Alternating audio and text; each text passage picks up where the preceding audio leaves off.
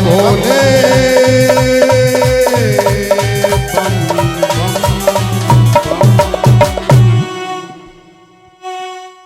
बोल शिव शंकर भगवान की जय। बोलो गोड़दानी भोले बाबा की। बाबा ने ब्रज में आकर के कन्हैया का दर्शन किया, एक दूसरे को देख करके मंत्र मुग्ध हो गए। बाल स्वरूप में लाला के दर्शन किए, भोले बाबा ने अपने धन धन भाग माने और कैलाश पर चले गए। आगे यशोदा मैया नंद बाबा से कहती हैं, महाराज लाला 1 साल को हेवे पे आ गयो, अभी तक मेरे बालक को काहे ने नामकरण ना कियो। कोई करुआ कहवे, कोई बरुआ कहवे, कोई कारो कहवे। बालक को नाम बिगड़ जावेगो, तरह तरह के नामों से लोग पुकारते हैं, इसका नामकरण कराना चाहिए। तभी किसी ने खबर दी कि गांव में कुछ ऋषि पधारे हैं। नंद बाबा जाकर के मिले तो यादवों के वंश के पुरोहित श्री गर्गाचार्य जी महाराज ब्रज में पधारे थे। नंद बाबा ने उनसे निवेदन किया और गौशाला में कृष्ण और बलराम को ले जाकर के उनका नामकरण कराया गया। कृष्ण और बलराम दोनों भैयाओं का नाम उनके गुणों के अनुसार पुरोहित जी ने रख दिया। धीरे धीरे कन्हैया बड़े होने लगे।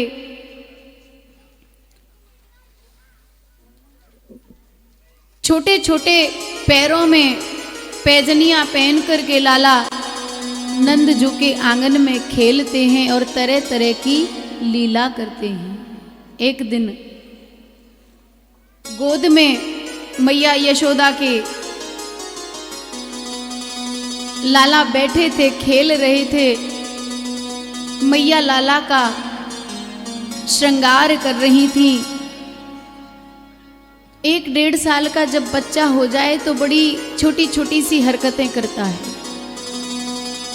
कन्हैया जब उठते थे तो माँ और बाबा दोनों का चेहरा जब तक ना दिखे, कन्हैया एक को ढूंढते रहते थे। और ठाकुर जी की हर लीला से हमको कुछ न कुछ प्रेरणा मिलती है, शिक्षा मिलती है। आज कन्हैया जब सोकर के सुबह सुबह उठे हैं और मैया की गोद में बैठे हैं, मैया दूध पिला रही है और सिर पर हाथ फेरती जा रही है, तो लाला बोले, मैया आज बाबा दिखाई ना दे रहे, बाबा कहाँ हैं? छोटा सा बच्चा तोतली बोली से पूछे, कितना सुंदर लगता है। बोले, लाला बाबा मंदिर में पूजा कर रहे हैं। घर के आंगन में ही मंदिर था, उस मंदिर में नंद बाबा नित्य सुबह सुबह भजन करते थे। जैसे ही मैया घर के कार्यों में व्यस्त हो गई, कन्हैया घुटुअन घुटुअन चल के बाबा के पास मंदिर में पहुंच गई। अब नंद बाबा माला कर रहे हैं और देखा कि कन्हैया सुबह सुबह उठ कर के बिना स्नान किए मंदिर में पहुंच गया। तो बाबा इशारे से कहने लगे, पीछे हट, जा बाहर जा, मंदिर में नहीं आते बिना नहाए। मानो बाबा ऐसा कहना चाह रहे हैं, बोल तो नहीं रहे। लाला तो अड़ करके बैठ गए। अब बाबा बोले कि ऐसे बालक है, छोटो है, ना समझ रहे हो है। तो बाबा ने माला रख दी और बोले, लाला तो को दिखाई ना देवे कि ये मंदिर है और मंदिर तो परम पवित्र होवे है, या में बिना स्नान किए आते नहीं है, बाहर जा ना के आ। लाला तो गुस्से के मारे आंखें लाल कर ली और आंखों में आंसू भराए और धीरे धीरे नन्हे नन्हे पैरों से चलते हुए गेट के बाहर चले गए और देली पर जाकर के बैठ गए ऋषियाने से। और थोड़ी देर में क्या देखते हैं कि घर के आगे नाली थी, उस नाली में 4 पिल्ले खेल रहे थे। खुद की मार मार के कीचड़ में पिल्ले नहा रहे थे। लाला ने कही कोई बात ना है, मैं नहायो न नहायो, पिल्ला तो नहा ही लिए, पकड़े 2 पिल्ला और बाबा के पास जाके छोड़ दिए। बोलबा के बिहारी लाल। अब तो बाबा बड़ी आंख गुस्सा में तरेर के धमकाने लगे, लाला तो कुछ समझना है जी, का करो तेने। तोतली सी बोली से कहते हैं, बाबा तुमने कही कि मैं भीतर ना आ सकूं, मैं नहायो ना हूं, पर अब क्यों गुस्सा कर रहे हो, जे पिल्ला तो नहाए धोए हैं। मानो कन्हैया क्या समझाना चाह रहे हैं इस कथा के माध्यम से कि प्रत्येक जीव को मंदिर आने का, कथा सुनने का, दर्शन करने का अधिकार है। कई बार कथाओं में ऐसा होता है कि गाय खड़ी होती है और कथा सुन रही होती है, कुत्ते भी बैठे होते हैं, कथा सुन रहे होते हैं। जीव का पूर्व जन्म का संस्कार होता है, योनि चाहे कोई भी मिले, अगर उसका प्रेम सत्संग से है तो वो हर रूप में कथा तक पहुंच जाता है। और मानो कन्हैया ये समझाना चाह रहे हैं कि जरूरी नहीं है कि आप नहाए हो कि नहीं नहाए हो, आप लेटे हो तो भी हरि नाम ले सकते हो, बैठे हो तो भी हरि नाम ले सकते हो, खा रहे हो तब भी हरि नाम ले सकते हो। आज बाबा को ये बात कुछ कुछ समझ में आने लगी। धीरे धीरे कन्हैया और बड़े होने लगे और देखा कि एक दिन घर कच्चा था, लिपा हुआ आंगन था, हाथों से, छोटे छोटे हाथों से मिट्टी कुरेदते हैं और मिट्टी बाल कृष्ण मुख में डाल लेते हैं। और मुख में जो ही मिट्टी डालते हैं कि पड़ोस की एक सखी आ जाती है और वो सखी कन्हैया को मिट्टी खाते हुए देख लेती है। और हमारी तुम्हारी दृष्टि में तो वो मिट्टी ही है। कन्हैया इधर उधर देखते हैं, मैया तो नहीं देख रही, इतना बड़ा डेला लेकर के मुंह में गटक गई। बच्चों को मिट्टी बहुत पसंद होती है, कई कई तो माताएं खूब खाती हैं कुल्हड़ तोड़ तोड़ के। अब तो सखी ने जाकर के कन्हैया का हाथ पकड़ लिया और यशोदा मैया से कहा, री मैया तू लाला को ध्यान ना रखे है, ये मिट्टी खाता है। यशोदा मैया ने लाला का मोड़ो फाड़ो और कहीं दिखा मिट्टी खाई। तो कन्हैया ने क्या दिखाया मुख में? ब्रह्मांड।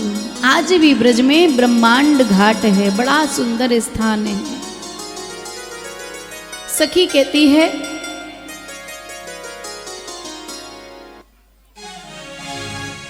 तेरे लाला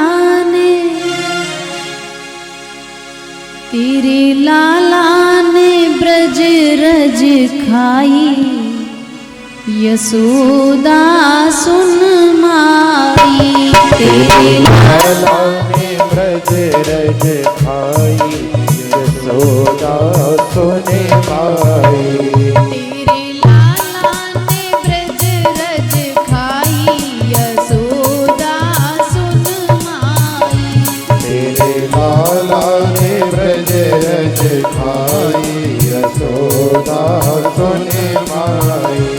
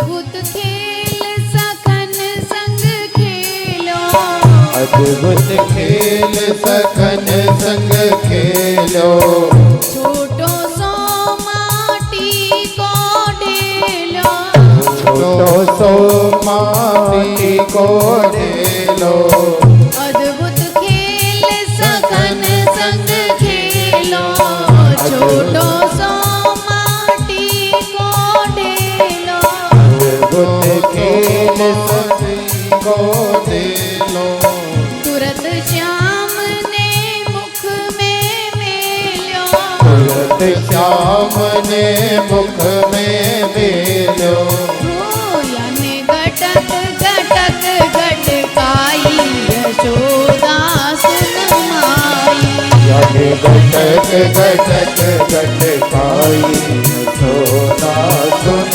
माई, तेरी लाला ने माटी खाई यशोदा सुन माई, तेरे लाला ने माटी खाई यशोदा सुन माई।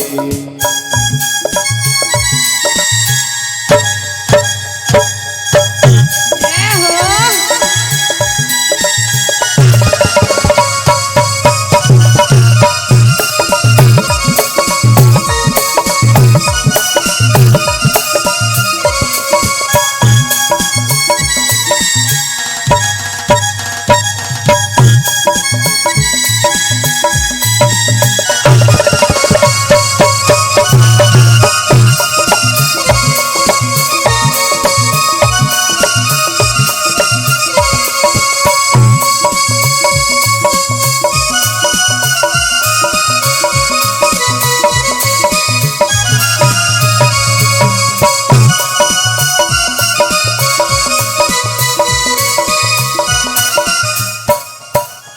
दूध दही को कबहु न काटी, दूध दही को कबहु न डांटी, क्यों लाला तेने खाई माटी, क्यों लाला तेने खाई माटी, दूध दही को कबहु न नाटी, दूध दही को कबहु न डांटी, क्यों लाला तेने खाई माटी, क्यों लाला तेने खाई माटी, यशोदा ले समझाई रही साठी, यशोदाले समझाए रही साथी, हो या कुनेक दया नाहे आई यशोदा सुन माई, या कुनेक दया नाय आई